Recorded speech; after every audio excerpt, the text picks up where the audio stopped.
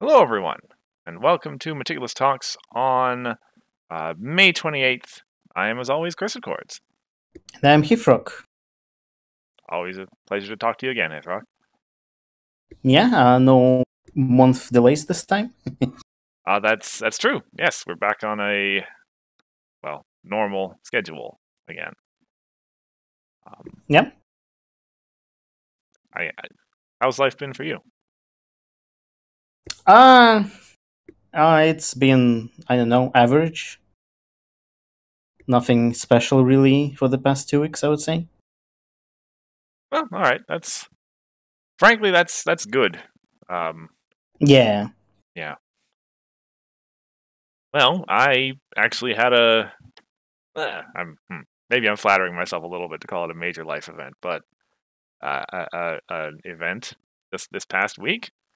I finished a pretty significant project I've been working on for the last few years in publishing a custom set for this game, MLP, and that's what the stream's going to be about. The process and some of the cards, some of my favorites, some of my least favorites, and just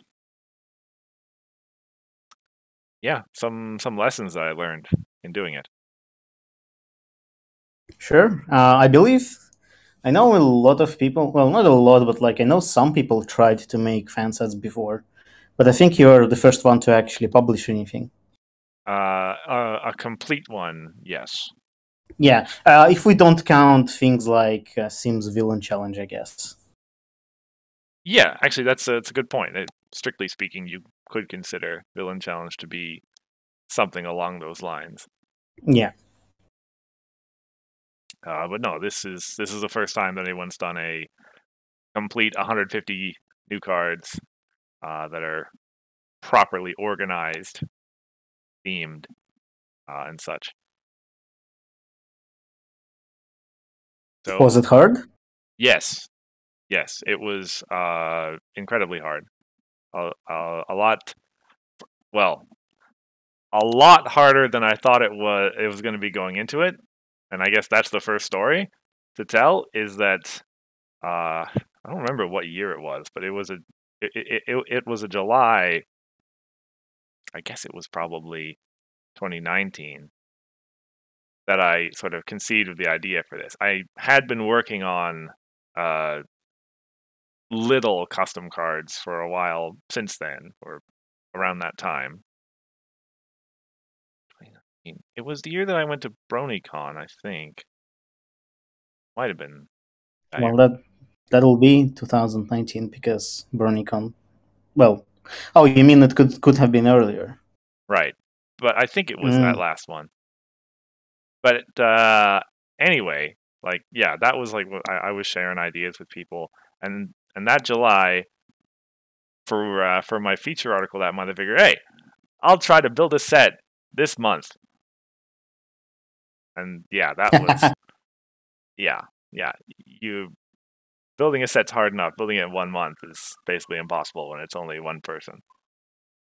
Um, but for whatever reason, I just I got enough done and enough of a conception in my head in that month of what I wanted the set to look like that I was kind of able to keep picking away at it for the next 3 years. Yeah, I mean, 3 years, 1 month. It's about the same time. Yeah, absolutely. Feel like it was only yesterday.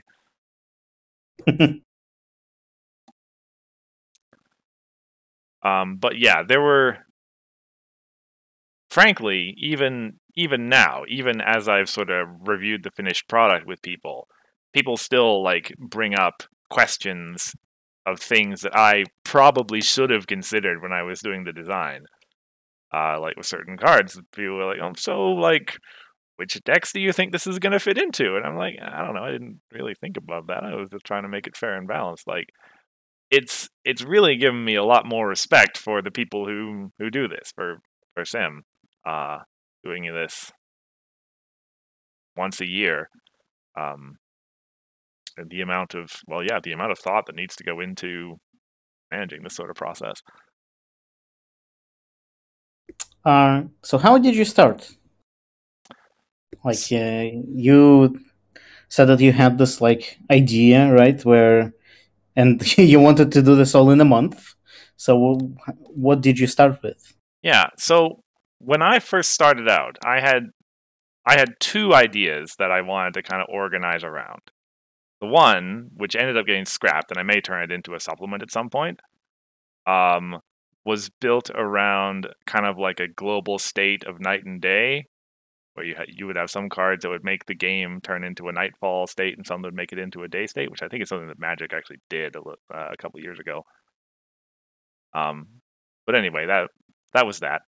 And then the other was what eventually turned into this, was sort of a set built around diplomacy and negotiation and global politics, quote unquote.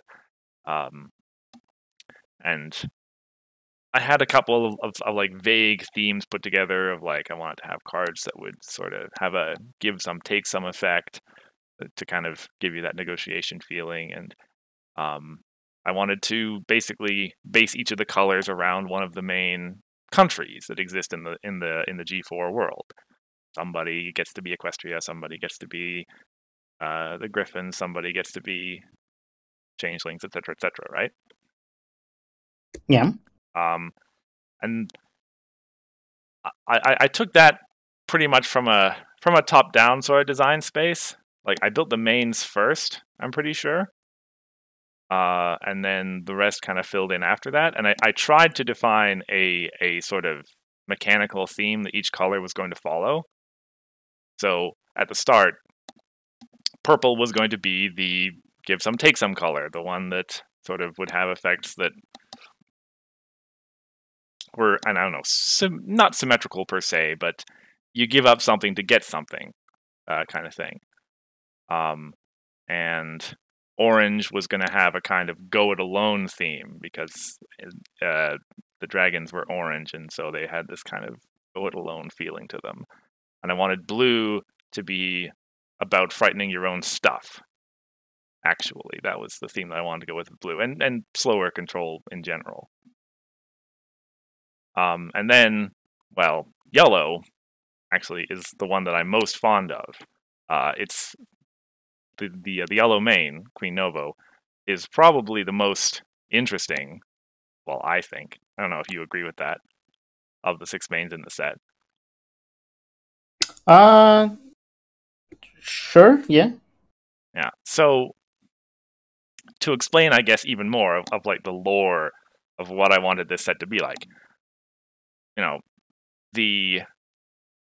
I wasn't building with existing G4 lore. I was making up my own story of this hypothetical leaders summit that happens after the end of G4.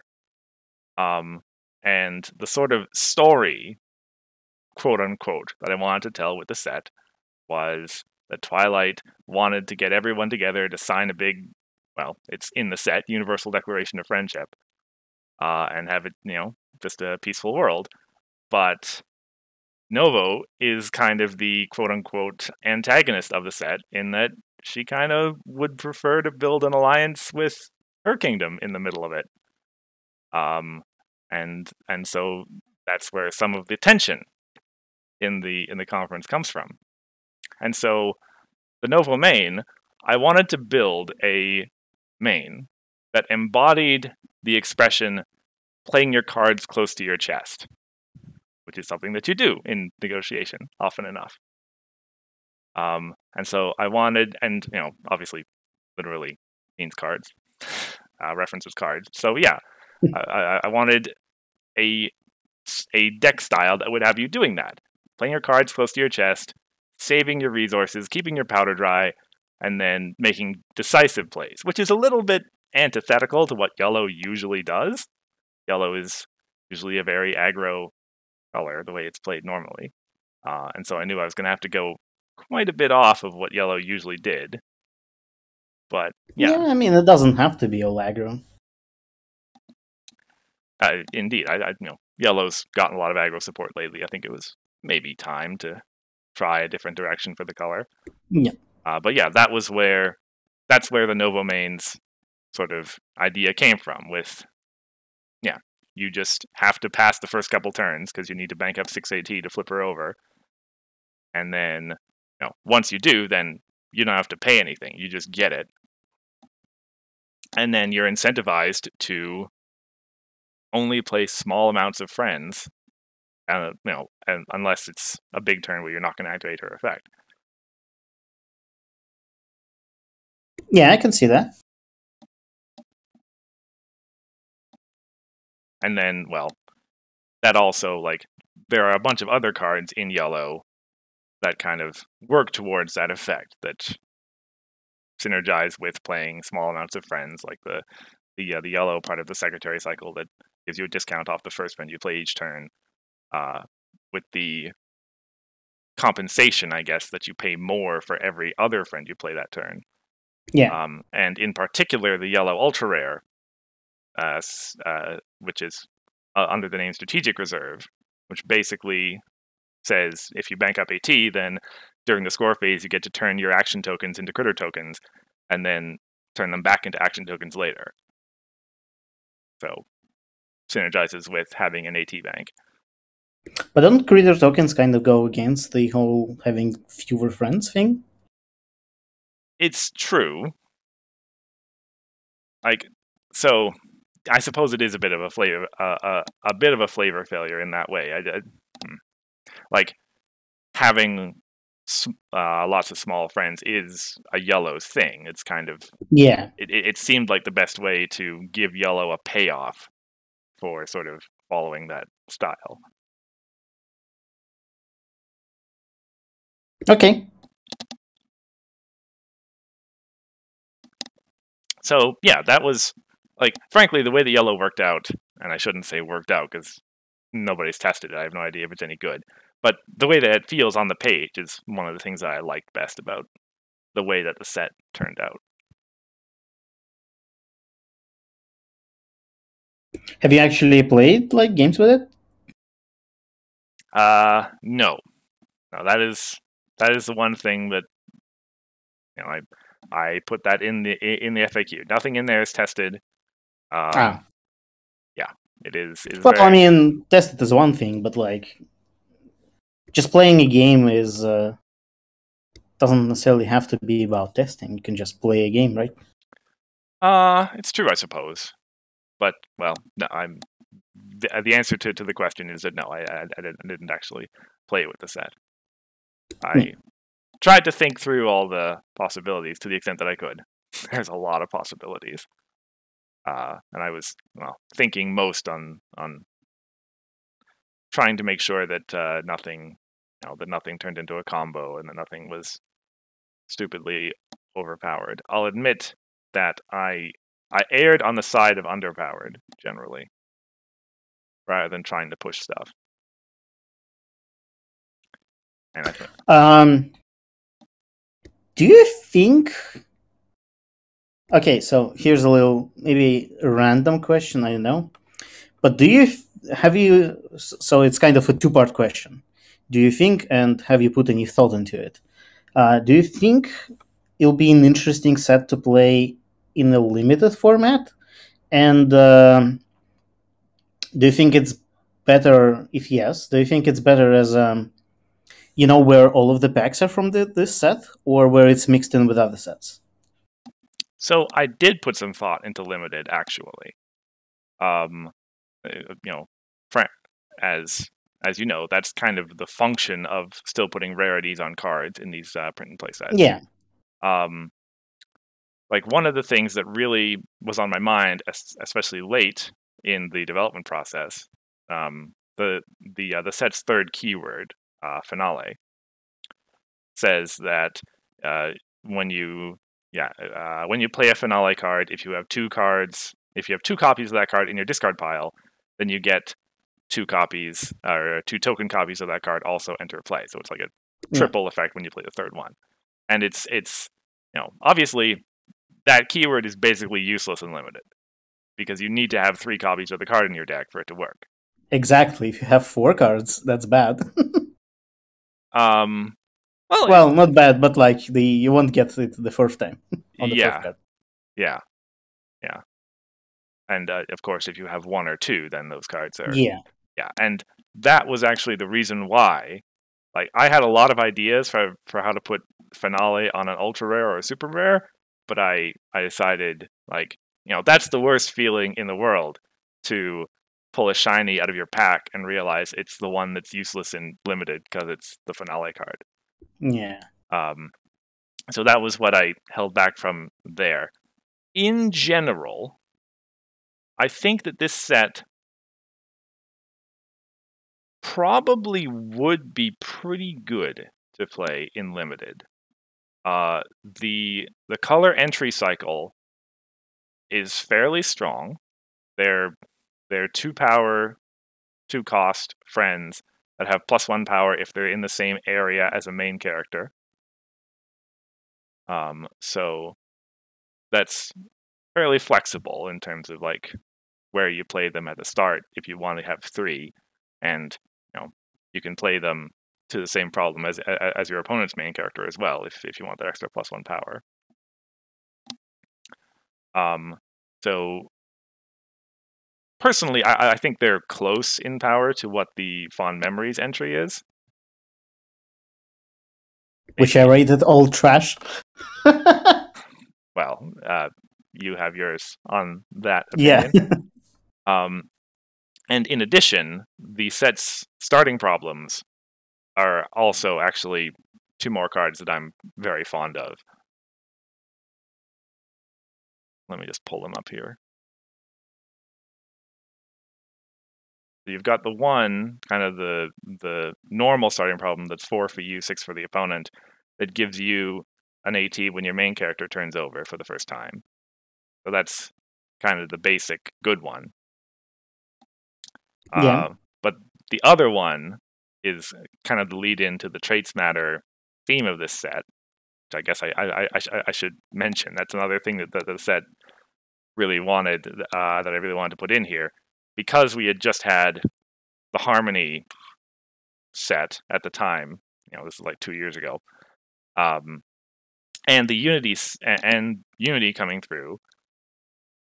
We were, there was a fair amount of support being given for kind of sticking with one direction, and so I decided to go the other way, and I wanted to encourage decks that tried to have as many different traits in them as possible. Which in a set that's about building alliances and links between the colors, that seemed like a on-point, flavorful way to do it. Yeah. And so this problem is 5 for you, 5 for the opponent, and it says, when you play a friend that has a trait which is not among the traits of your other friends in play, choose a color. That friend has a chosen color until the end of your turn. Now, the biggest consequence of that is the first friend you play in any game is always going to have one more color than it would normally have. Yeah. Which is, that gives you a lot of options in how you open up your play. It's kind of like trading traditions, but not quite. Yeah. And is there? Okay, go ahead. Well, yeah, and it's unless you have a deck that has a lot of traits within it, you're likely not going to get as many activations of that going forward. So yeah. I felt like this problem was like a really good split the difference in terms of giving you something like Train Traditions that's clearly like a lot worse for control than Train Traditions was. And yeah, not the kind of problem that you'd want to just stay and play forever. Is there a reason why this problem says other friends and not characters in play? Did you want it to make it like a little stronger, or? Basically, yeah. If it is if it counted characters, then there's a chance that your first friend wouldn't trigger it, basically. Yeah. And yeah, all of the traits matter cards care about friends rather than characters. I see. Okay. For that reason, yeah. So, and kind of follow up on limited. Do you think the set will be better like as its own like self-contained thing, or mixed in with other sets? So that's a question that I hadn't thought about before.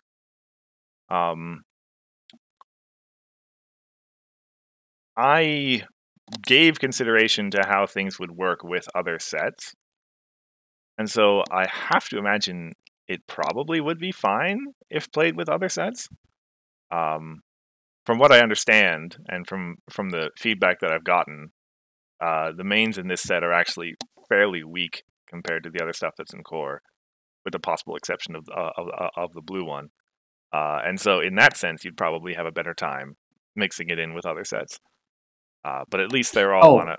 Oh, well, it's kind of funny because I actually had the opposite point, where if you play the set like as its own self-contained thing, it doesn't matter what power level of other mains is because you can't play those mains. So, like if you only have access to these mains, they can't be weaker because that's all you have. that's a fair point. Yeah. And that's why I was kind of curious about limited in general because, like you said, the set was a little maybe on like you were leaning to underpowered side, but like in limited that doesn't matter as much. I would say.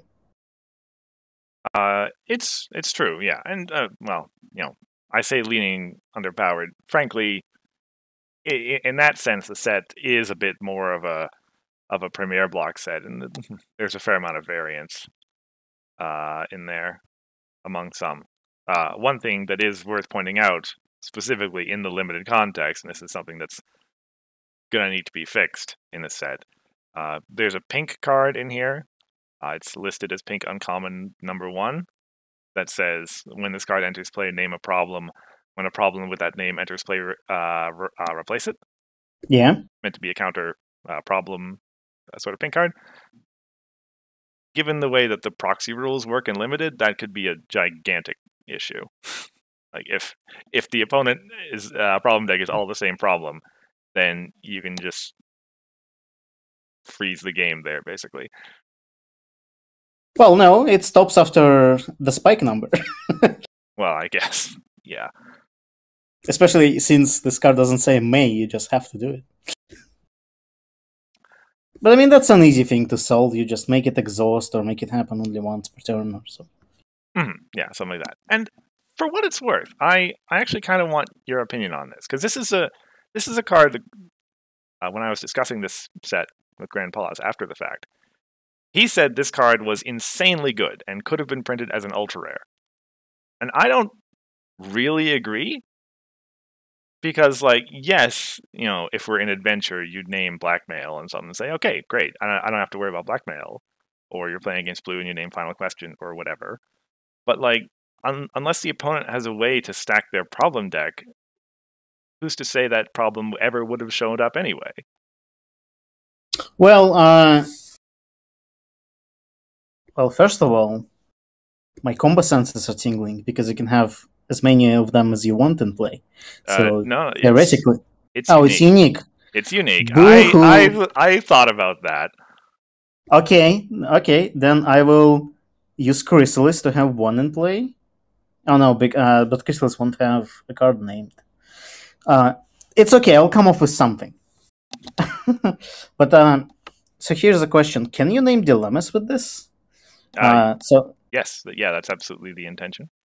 Oh, okay. So, well, since that's an intention, that's pretty powerful cards against any other dilemma deck because you generally know what dilemmas decks are running. Like if you playing control, let's say, and you know that Sanctuary Construction is it, right? The one that dismisses a troublemaker.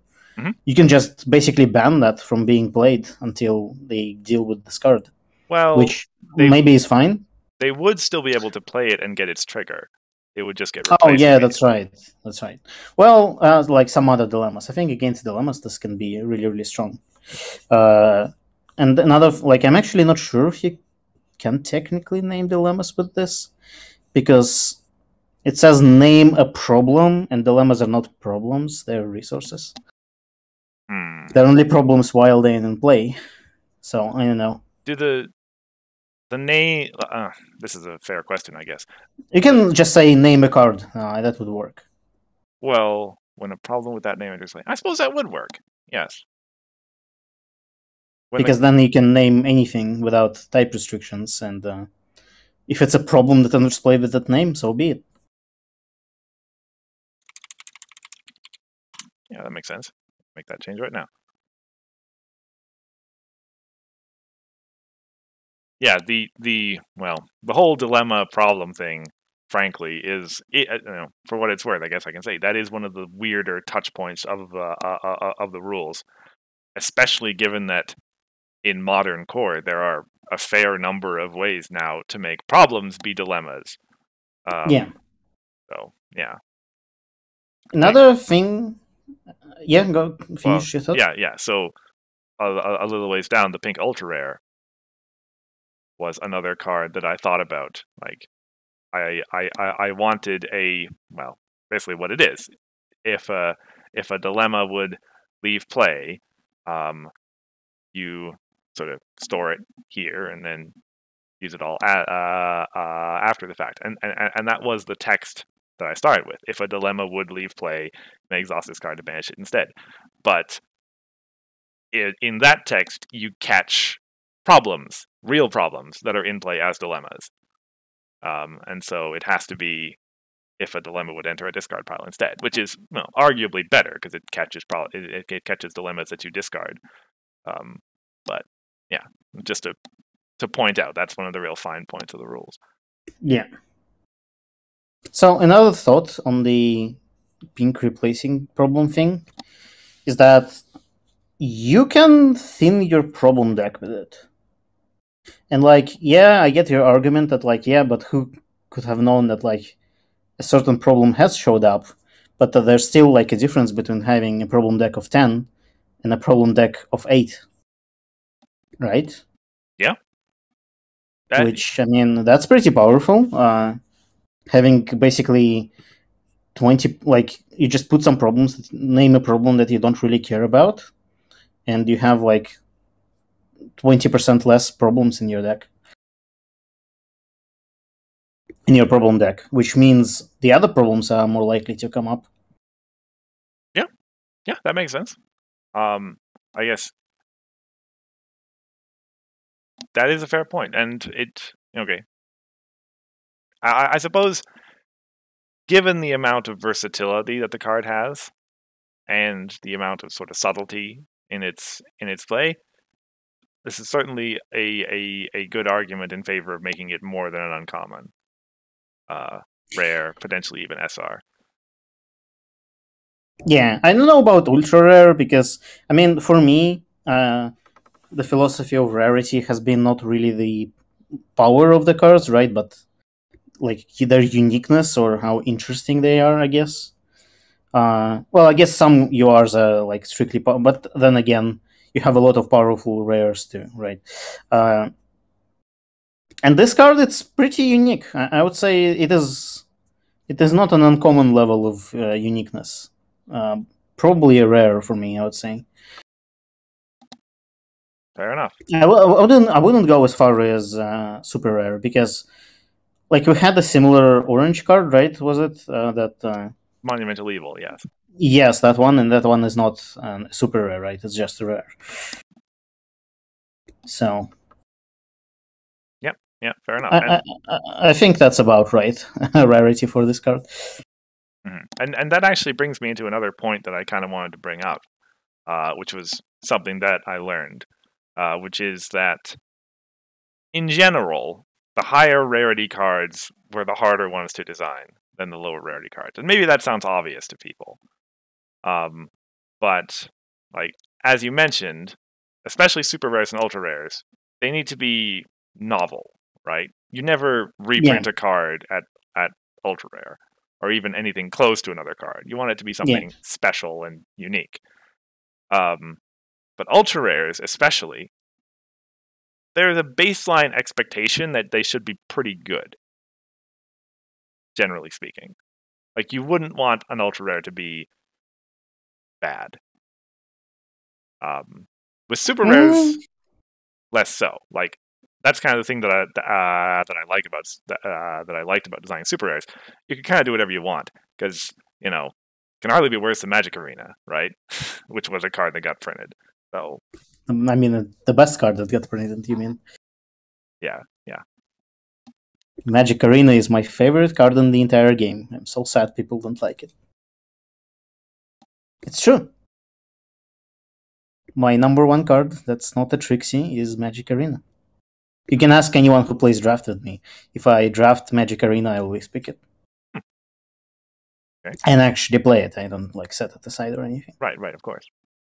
But yeah, that was the way that I looked at it. And so with ultra rares, you like with commons, uncommons, it's a lot easier to evaluate what the power level of the card's going to be because you're doing something that's probably easy to translate in terms of action tokens. You've got a big, long list of other cards with similar abilities you can compare to make sure it's all fine. But with ultra rares, you're simultaneously evaluating something that's never been done before and shooting for a relatively narrow range of goodness to try to have it land in. And so, frankly, I think the feedback that I've gotten is that the ultra rares in this set broadly did kind of miss the mark in that sense. I guess isn't particularly surprising. I mean, I don't think there's. Well, I guess with real sets where you actually buy the packs, you kind of want the ultra rares to be good because it's kind of like not a good feeling, right? When you pull an ultra rare and it's like a scrapbook project. Yeah. But then again, a scrapbook project actually exists, so maybe it's not that big of a deal. And yeah, I think in the print and play set or a fan made set, it's okay to have like wacky stuff and it not actually be that good. Like every ultra rare doesn't have to be amazing. That's my point. And even in real sets, we have so many ultra rares which are either straight up bad or like below average. It's true. Yes. Scrapbook Project was like the first one to come to mind because I think it's one of the worst ultra rares out of there that was printed recently. Or, well, I mean, relatively recently, I suppose. Yeah. Like, if I think about the past, like the print and play sets, well, I mean, there's a distinction to draw, I guess, between cards that are quote unquote good enough and cards that actually saw competitive play. And there's a whole debate there about what exactly you should be shooting for. Yeah. But in general, most of them have seen like some level of uptake in the meta. Mm. And the last, the last thing that you want a card to be is irrelevant. Yeah, and I mean it's just in general, I guess, not just for an ultra rare. It'd be cool to have all cards being relevant. It's just very hard to do. Yep. But yeah, I'm like scrolling through ultra rares. Trixie above average, never sees play. Celestia High Noon. You familiar with that one probably? Never sees so. play. Yeah. Tempest Shadow Stormcaller. I've seen people. I used it myself sometimes, but it's not that amazing of a card. But it's I think it's a good ultra rare, to be honest. It didn't see much play. It's not that good because of its like high cost, but the effect is pretty cool, I think. So same with Spike, who is going like next on the list here. The one that enables all of the modes in the songs. Song Spike. I think. Yeah, I think I only saw it like in the Moonlight Sonata deck. That's it. And that's cool. I mean, it's a cool, unique effect. The card doesn't have to be amazing. So, And then there's Stick. And then there's Stick. Yeah. And Rainbow Dash. Plushy Dash. Plushy and Dash. Bunyip. Bunyip, Triad. Rockhoof, Pony of Shadows, any epic troublemaker. Yeah. So, I mean, there's everything on both sides of the spectrum. Which I suppose, like, maybe I do actually want to bring up the epic troublemaker for this set, because that was one of the cards that I did put a fair amount of thought into. Every set, well, generally speaking, every set gets one epic. Yeah. And what direction you take with it, well, obviously farm decks will look at it always. But it is in general going to be a very sort of linchpin key piece of the set. And I was specifically shooting for an epic that wasn't going to be necessarily great in farm. The one that we've got here is well, when Bugle was commenting on the set, he told me actually that he wasn't sure what deck would want to use it, but that's not necessarily a bad thing. So for those unaware, and obviously we're not looking at the spreadsheet right now, it is a 7-power, 2-point troublemaker.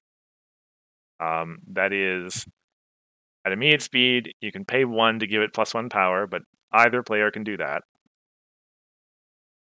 At the end of a face-off involving this card, put a -1 power counter on it. And at the start of your turn, its controller can move it. And I guess in the lore, it's meant to represent, well, this is one of the cards that's all flavored. The Twilight Sparkle and Queen Novo Intractable Division. It's meant to be kind of a disagreement that sort of both players have the ability to make it worse or better, depending how they like, right? Both players can say, I'm not going to let you solve this, but the more we work at it, i.e. challenge it in face-offs, the easier it becomes to deal with. Yeah. But it's true, it's hard to say which deck would like to use. Mm-hmm. Yeah, it is. It's the fact that the opponent has the ability to give it power makes it potentially not so great in farm. The fact that it gets easier to solve over time makes it not so great in control. Yeah, it's just interesting in that way. Yeah.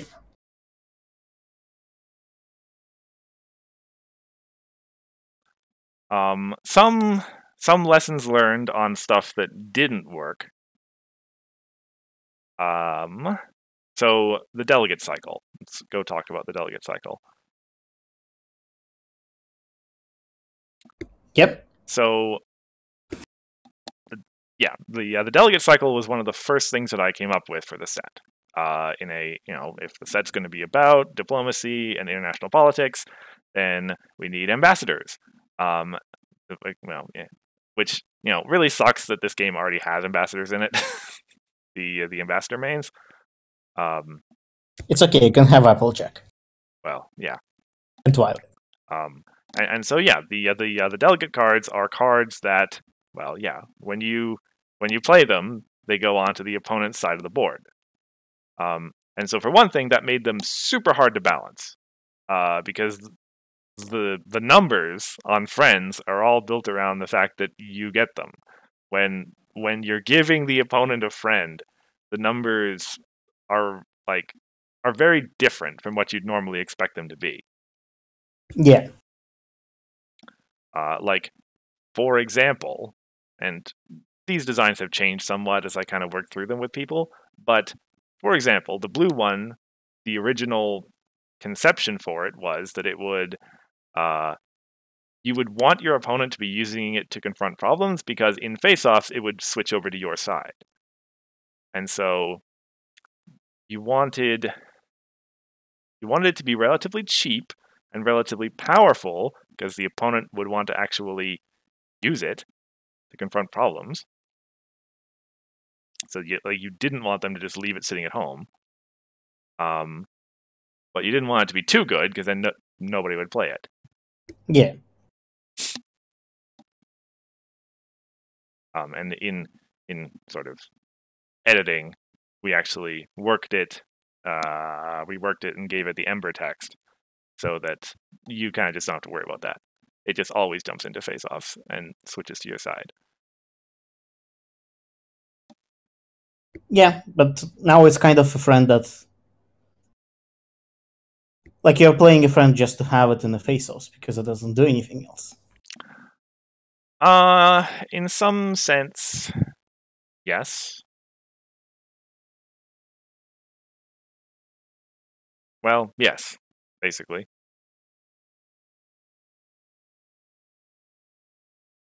And and since you can always play it at home, the opponent doesn't really gain anything from it ever.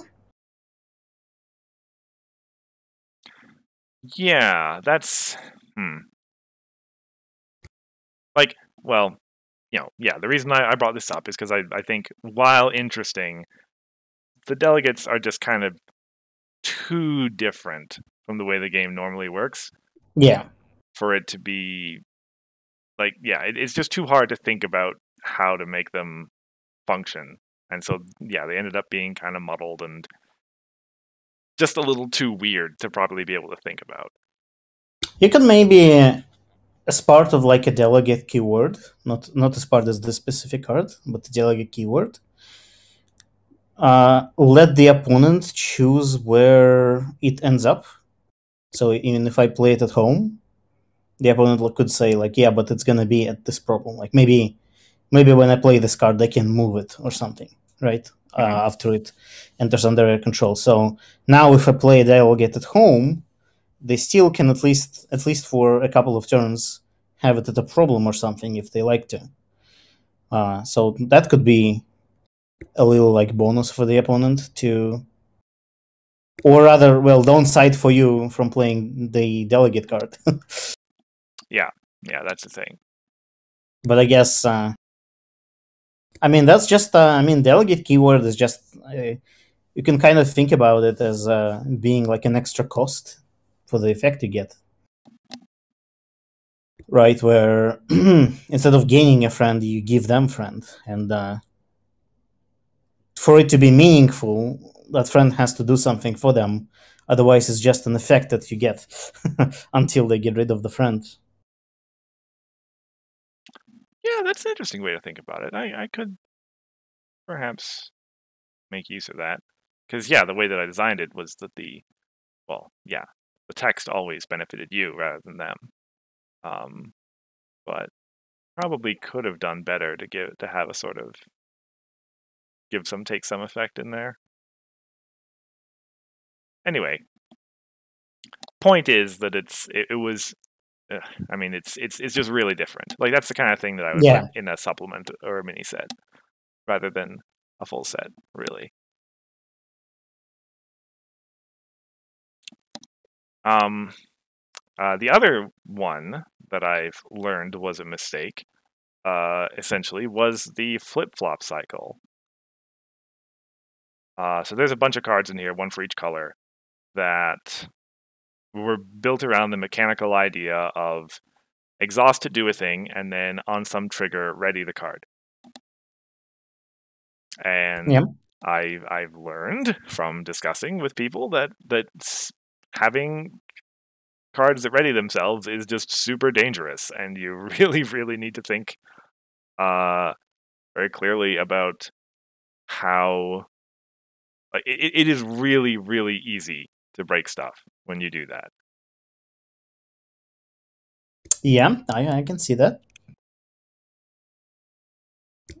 Like that's why we don't really have many ready effects in general. Mm-hmm. Like yeah, the exhaust is one of the core sort of metering aspects that this game has. The way of saying you only get to do this once per turn, and in so doing, you're giving up your ability. Well, as long as it's a main phase exhaust, you're giving up your ability to use this friend to confront this turn.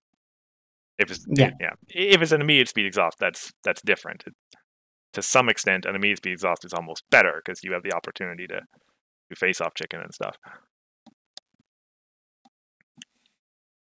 Yeah.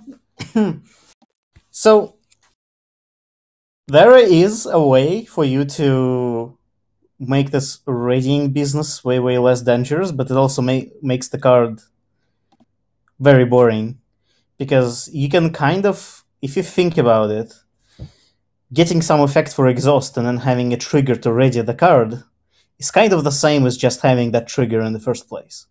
So, for example, pink flip flop, right? It readies when a friend leaves play.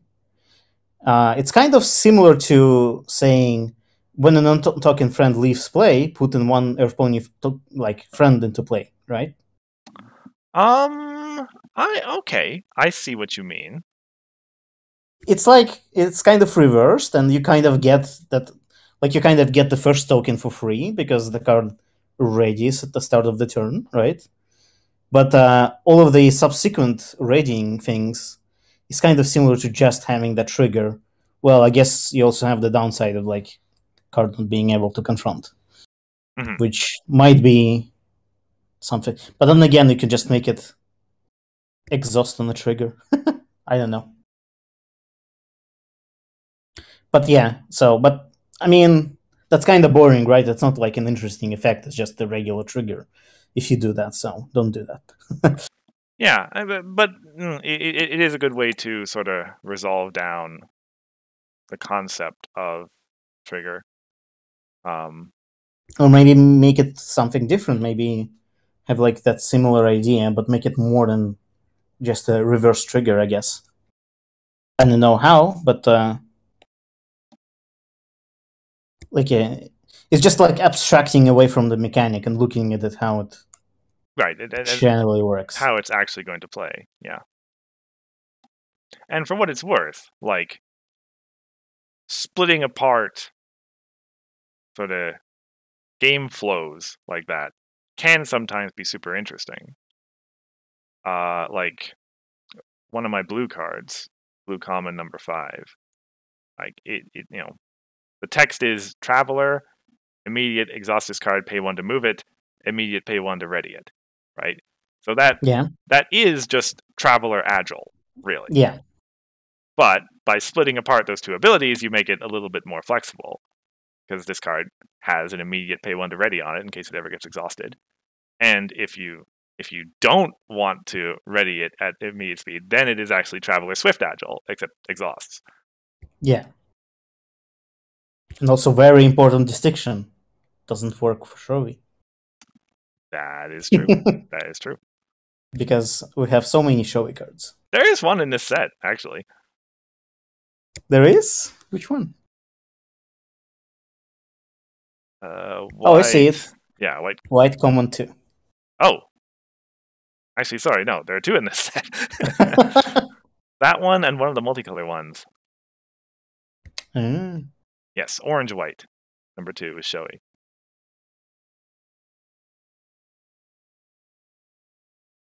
Which I'll admit, those ones, like, legitimately were just, this card doesn't really have a white ability on it. Let's just throw some Showy on it.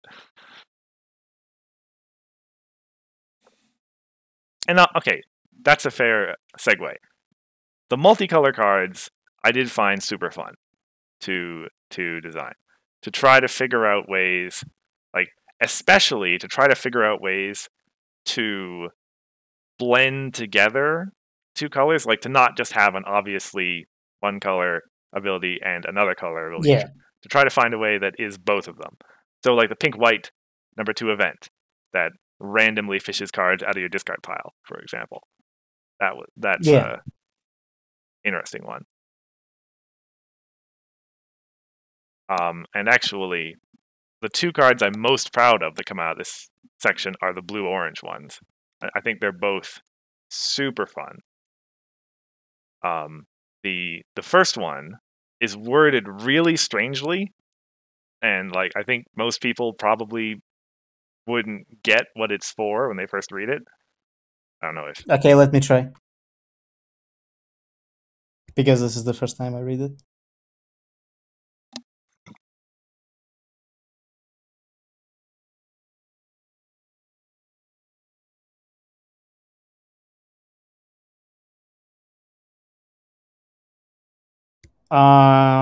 Okay, I see. I see how it works. Okay.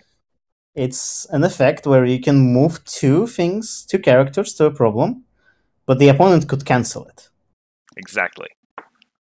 And that's, because of the way that costs and replacements are worded, it's really hard to build an ability such that you activate it and the opponent has the option to cancel it if they want to. Yeah. And yeah, this is so yeah. Essentially, you declare your intention to use it. Well, you exhaust the card and say, "I'm going to try to retire it," and the opponent gets to choose. Either they are willing to exhaust 2 of their characters, or they let you move 2 of your characters to a problem. Yeah. Yeah, that's kind of cool. Yeah. Unfortunately, I didn't I didn't have any other cards in this set that use that sort of templating approach, but I feel like you could probably extend it to other situations. Where you could cancel something? Yeah, for sure. Mm. And the other one, blue orange number 2, I really love it because it is elegant and subtle, right? You look at it, and it is swift, frightened friends can't leave play. And you think, okay, swift is the blue part, frightened friends can't leave play is the orange part. That's a very orange-ish ability.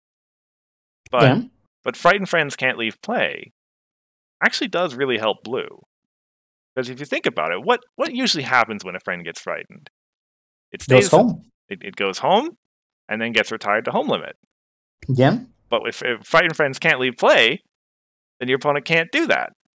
They have to retire one of their real friends. Yeah, yeah. I actually I thought about the opposite scenario where you have a lot of frightened friends and that kind of bad because you have to retire your good friends first. It's true. Yeah. But blue has a lot of frightened for the opponent friends, yeah. So yeah, it's kind of a stealth synergy ability with blue. Yeah. Yeah, that's really cool.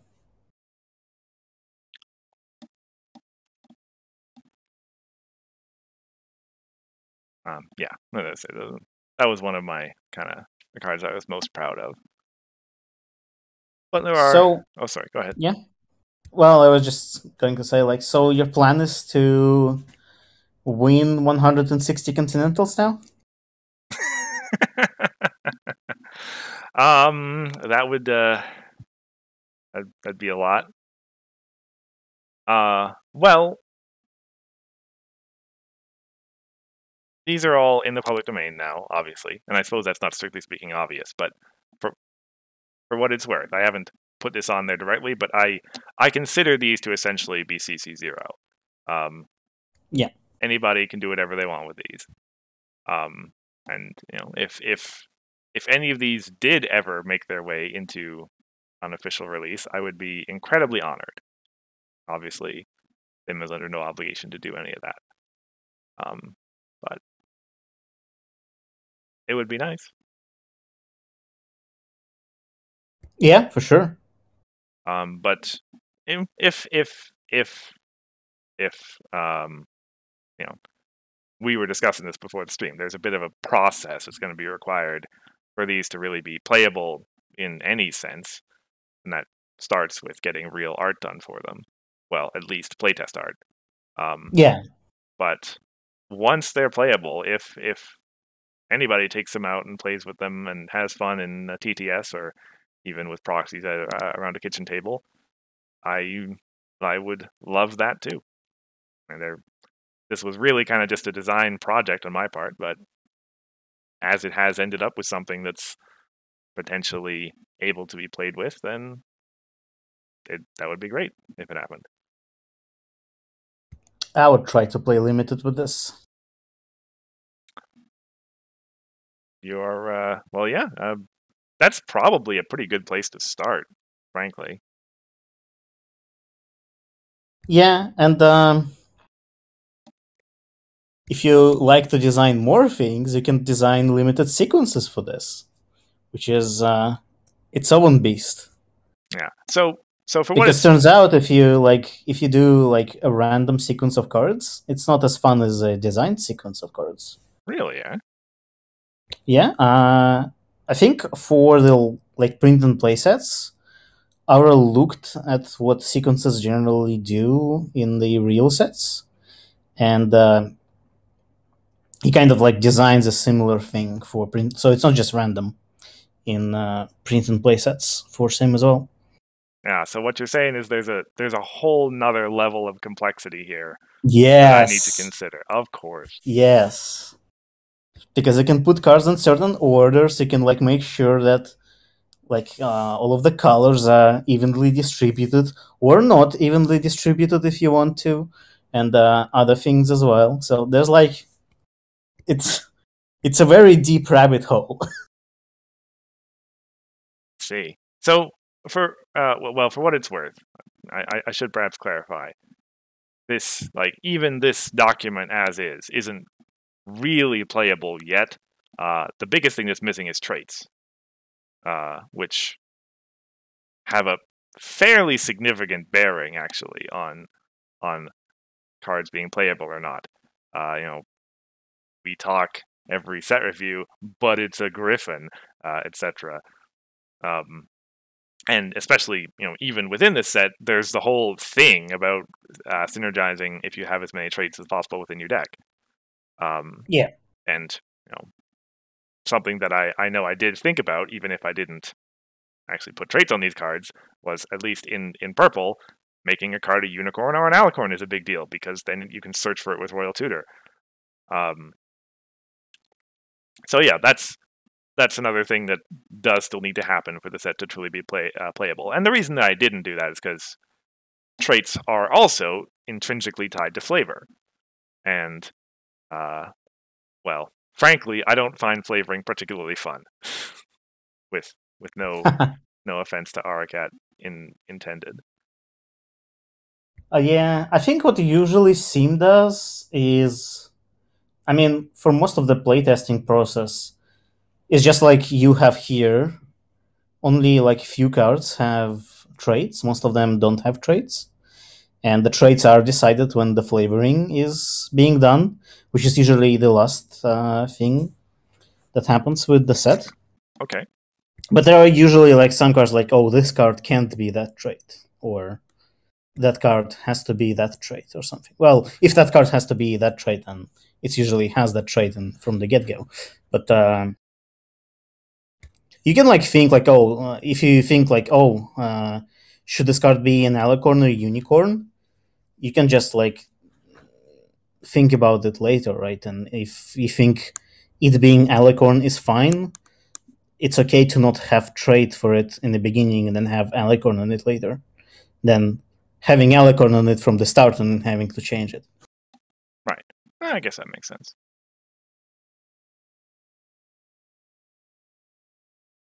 Or if you think that like a certain card can't be an alicorn, but it can be any other trait, you just don't know yet. You just don't put anything because nothing is not an alicorn.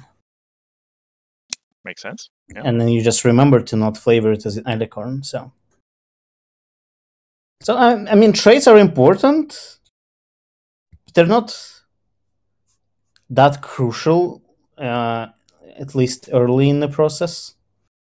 But but eventually you need to get all of them. Yeah. Mm-hmm. Yeah. And names and flavor text, and I don't even want to think about art, especially because the vast majority of these cards will be things that didn't even exist in D4. It's okay. I can get you Trixies. I can name every card you haven't named yet. It's very easy for me. I don't know. There's like more than 120 cards in here that don't have names. That's fine. That's all Trixies. They need to have different subtitles, I have no shortage of Trixie subtitles. We have great, we have powerful, we have great and powerful. We could have powerful and great, and so on. That is kind of true. Yeah. Yeah, just before we wrap up, because we're at an hour now. There are two cards that I wanted to cover before we get out. Two top-down designs that I'm quite proud of, even if they aren't particularly great. And that would be, who'd have thought, Celestia and Luna. They're in this set. One in purple, one in yellow. And they were built to essentially be this idea that they're not. Well, yeah, their subtitles are former ruler. They're not technically around anymore, but they still show up when they're needed. And so each one of them has an ability that gets them out of your discard pile when something happens, and then when when they're finished being in a face-off, they leave. So They retire. indeed, it's built to embody that, like, yeah, they show up and deal with something and then leave when they're done. And so in Luna's case, it's when one of your friends gets frightened, she shows up to protect them. And then in Celestia's case, it's when a troublemaker comes into play, then she shows up to deal with it. And so, yeah, I am really proud of that.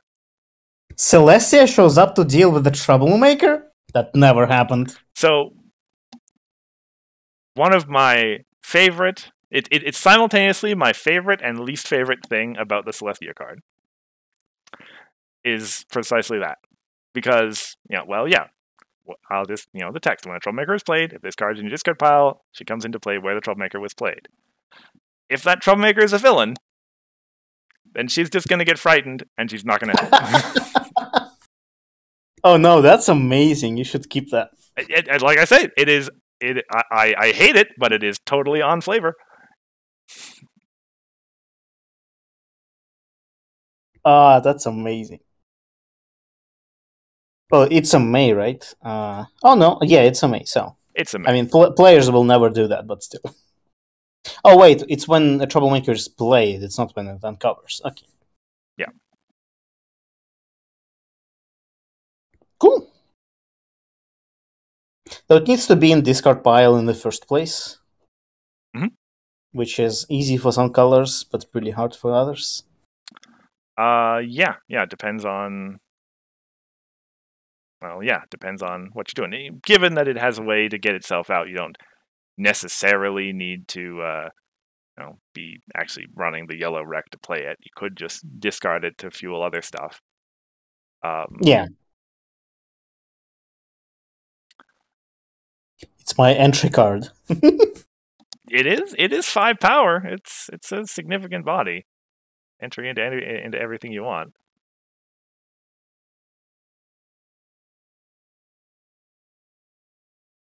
But yeah, like I said, those were 2 of my other top-down designs. Super proud of them.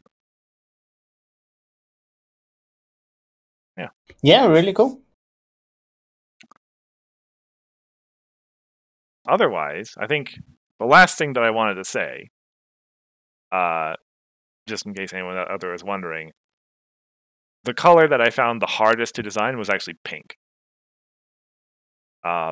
I think mostly because, well, first of all, because I don't play it very often. I think it is the color that I understand the least in terms of how it tries to play.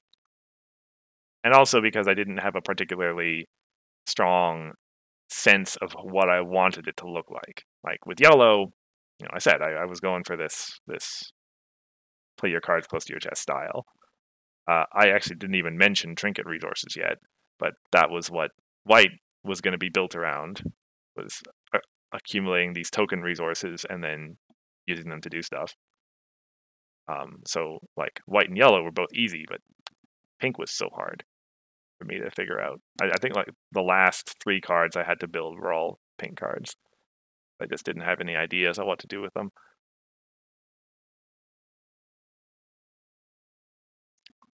Yeah.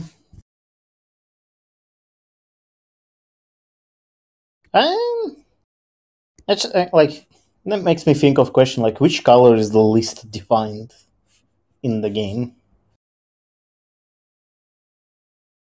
I don't know if I'm able to answer that right now. Yeah. But it is an interesting question. You'd have to, count up all the various different things that color's been able to do over the course of its time. I actually wouldn't be surprised if it ended up being yellow from the period where the designers were just kind of flailing around trying to make yellow good. Yeah, well, I think yellow still has like a lot of identity though. But it's been changing a lot over time. because like in the Question Odysseys, Yellow had like a lot of calming stuff, power reductions, and things like that. But in the more recent sets, that's not really the case anymore. Hmm. Because it wasn't really good. Like it's understandable, but it's not a stretch to say that I think Pink's identity was like changing quite a bit from set to set. Well, not maybe from block to block would be more correct to say. Yeah, that's reasonable. Like, well, yeah, Pink's had eccentric. It's had randomness. Um, it's had cost reductions. It has tokens, obviously. It is the the removal color, of course, in dismissal. Yeah. It has problem replacement and problem search.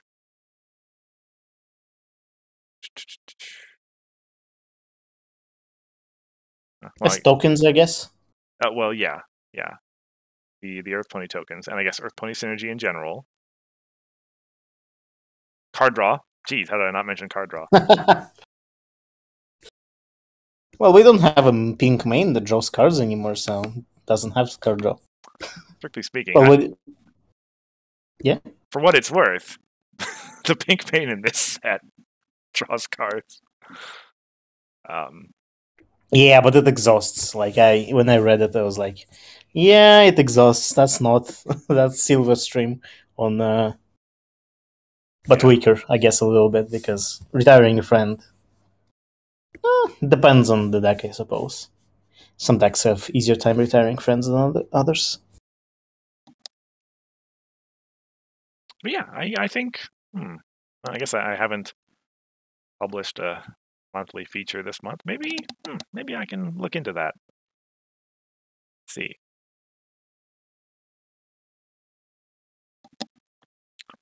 Anyway, I think I have run out of things to say. Yeah, I'm glad you finally released it. Like I remember you sharing it with me a long while ago, like over a year ago, I think. Yeah, it must be getting close to that. Yeah. Yeah, so Like, frankly, it was and this has happened like 2 or 3 times in the past, but it was Sim all of a sudden be like, "Hey, there's a supplement coming," and I'm like, "Oh God, I should really get this out so that I don't have another like 5 cards get released by them and we have to change it." So I should deal with this fast.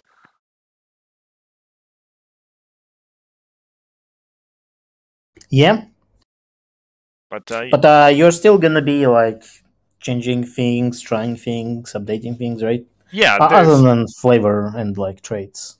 there's likely to be like tweaks.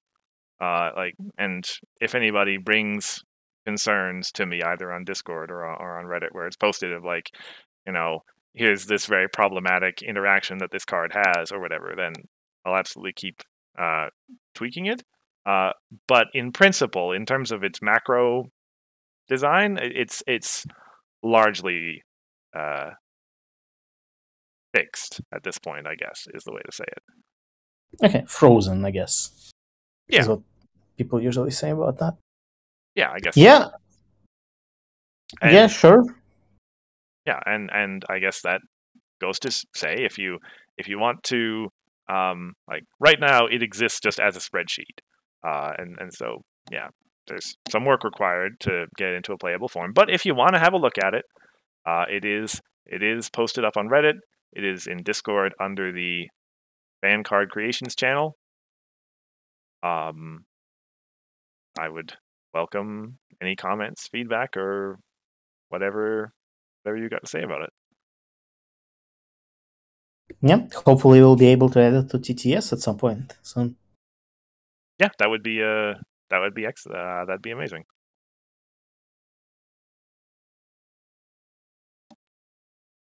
In the meantime, I guess that wraps us up for today. Yeah.